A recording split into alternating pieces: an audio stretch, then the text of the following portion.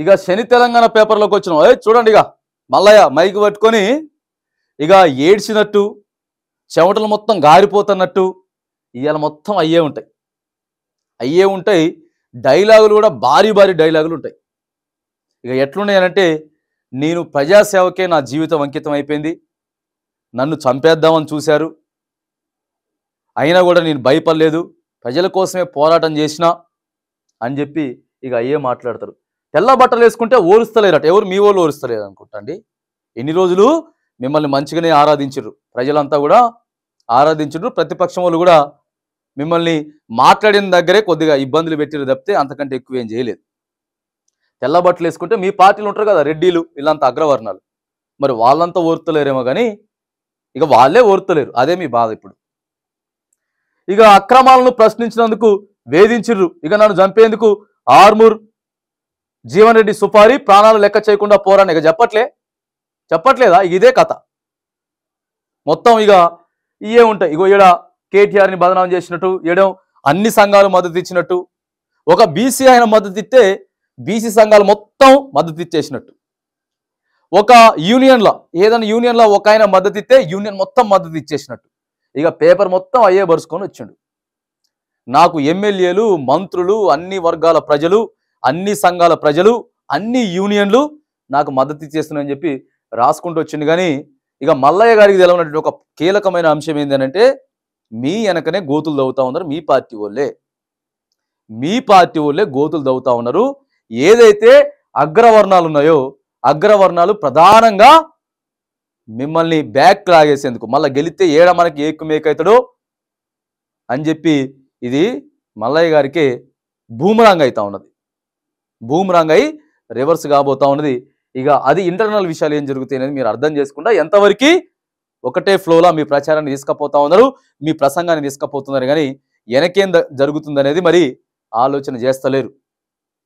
ఎందుకనంటే ఏడ వాళ్ళ మంత్ర పదవులకు ఎసరొస్తాయో వాళ్ళని ఏడ రివర్స్ అవుతారో అని చెప్పి వాళ్ళంతా కూడా ఖచ్చితంగా మీకు సపోర్ట్ చేస్తలేరు. అది మీకు అర్థమైతలేదు. ఇకపోతే పట్టభద్రులంతా కూడా ఒకసారి ఆలోచించండి. ఫస్ట్ ఏ స్టాండ్ మీద ఉన్నాడు మల్లన్న, తర్వాత ఎలా మారిండు? ఆయన కేసులు జైలుకు పోయినప్పుడు, కేసులు అయినప్పుడు బీజేపీ పార్టీని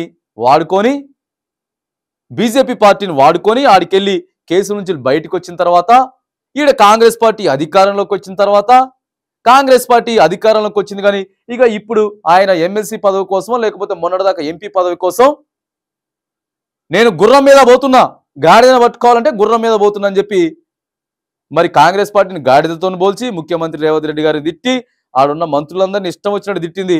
ఆ మంత్రులు మర్చిపోతారు, లేకపోతే ఇక పట్టభద్రులంతా కూడా మరి మర్చిపోతారా? ఇవన్నీ బయటికి రావడం కోసం ఒక పార్టీ, కేసులు బయటకు వచ్చిన తర్వాత ఒక పార్టీ, అంటే ఇష్టానుసారంగా ఏది పడితే అది మాట్లాడేస్తాం, ఎంత పడితే అంత మాట్లాడతామంటే ఊరుకుంటారు. వాళ్ళంటే వదిలేశారు, కేటీఆర్ అంటే వదిలేశారు. కానీ ఎంత మాట్లాడినా కూడా ఇప్పుడు నువ్వు నీ పార్టీలో ఉన్నా కూడా నీ పార్టీ వారు కూడా ఏది పడితే అది మాట్లాడినవో గతంలో అవన్నీ గుర్తుపెట్టుకుంటారు. అందుకే పట్టభద్రులంతా ఆలోచించండి. ప్రధానంగా ఏంటిదనంటే, ఇక అధికారంలో ఉన్నటువంటి వ్యక్తి ఎమ్మెల్సీగా గెలిస్తే, మరి ఆ వ్యక్తి అడగడు, ప్రశ్నించాడు. రేవంత్ రెడ్డి ఉద్యోగాలు లేకపోతే నీ సంగతి ఏందో చూస్తా అని చెప్పి అంటాడు.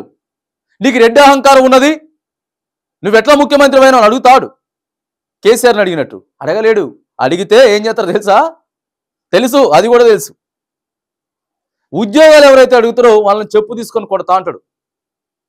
ఆయన కొడతా అంటాడు, ఆయన ఛానల్లో కూడా చెప్పు తీసుకొని కొడతామని చెప్పిస్తాడు. ఎందుకంటే మరి రైతు బంధు అడిగితే చెప్పు తీసుకొని కొడతాను అనలేదా రైతుల్ని? లేవా క్లిప్పింగ్స్ లేవా, వీడియోస్ లేవా? మరి ఒక్కసారి చూడండి ప్రజలారా, ఇలా ఉద్యోగాలు ఎవరైతే అడగగలుగుతారు, ఎవరైతే ఎంపీల ఎన్నికలో లేకపోతే ఎమ్మెల్యే ఎన్నికల లెక్క కాదు, ఈ ఎన్నిక చాలా కీలకమైనది. కాబట్టి మరిగా ఈయన చెప్పే ముచ్చట్లు, ఈయన చెప్పే కథలు, ఈయన చెప్పేటటువంటి ఏమీ నమ్మకండి, దయచేసి నమ్మకండి. మీ ఓటు హక్కు అనేది ఎవరైతే అపోజిషన్లో ఉన్నటువంటి వ్యక్తి అయితేనే ప్రభుత్వాన్ని ప్రశ్నించగలుగుతుంది, మనకు తెలిసిన విషయమే. సరే, ఇదే తీర్మానం అనుకుందాం, ప్రభుత్వాన్ని పెద్ద ఎత్తున ప్రశ్నించని అనుకుందాం. కేసీఆర్ ప్రభుత్వం దిగిపోవడానికి సగం కారణం తీర్మార్ మల్లన్ని అనుకుందాం. మరి ఆయన ప్రభుత్వంలో ఉన్నప్పుడు ప్రభుత్వాన్ని ప్రశ్నించగలుగుతాడా ఉద్యోగాలు ఏమని?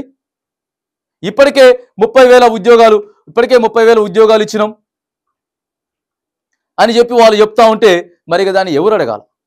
అందుకే అపోజిషన్లో ఉన్న వ్యక్తి ఎమ్మెల్సీగా గెలిస్తే ఖచ్చితంగా ఉద్యోగుల పట్ల ఉద్యోగులందరినీ కూడా పోగు చేసుకొని ప్రభుత్వాన్ని ప్రశ్నించే బాధ్యత తీసుకుంటాడు. కాబట్టి మరి మీరంతా కూడా ఆలోచన చేసి ఓటు వేయాలని చెప్పి కూడా మరి మనం తెలియజేస్తా ఉన్నాం.